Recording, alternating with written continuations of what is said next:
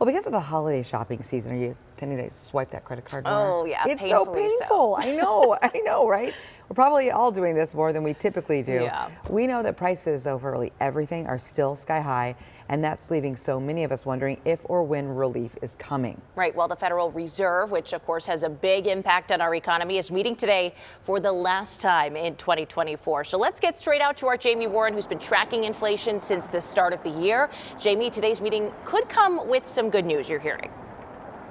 Yeah, especially as you're swiping that credit card, right, at the store, as you're doing that last minute shopping. So what the Federal Reserve is expected to do today is actually lower interest rates for the third consecutive time since September.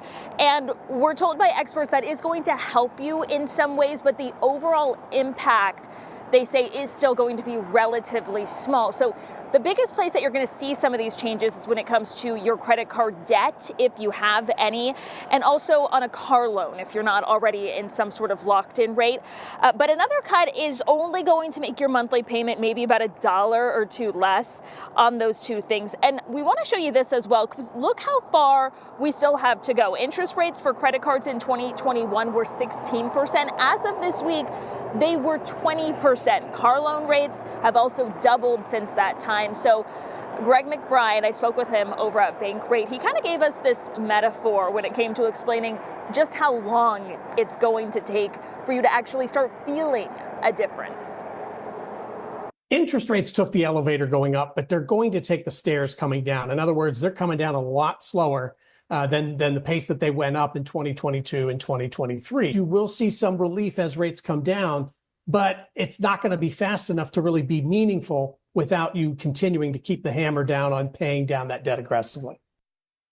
Now, you heard him say working to pay off any debt is really going to be the best way to go to actually avoid being impacted by these rates, which are still very high. And here is what else that you may have noticed during this time. Because of rates over the past few years, it is harder to get approved for a loan. You also may notice that you're actually being approved for less nowadays. Higher rates also mean that people are delaying buying certain things until they have more money. That also is going to be impacting our overall economy. Now, I also asked him, what is this going to mean as we head into the new year? He says that right now he anticipates the Federal Reserve to hold off on any additional rate cuts after what is expected today, just so that they can kind of get a feel as that new administration moves into the White House and see of any potential policy changes. For now, reporting live in Phoenix this morning, Jamie Warren, ABC 15, Arizona.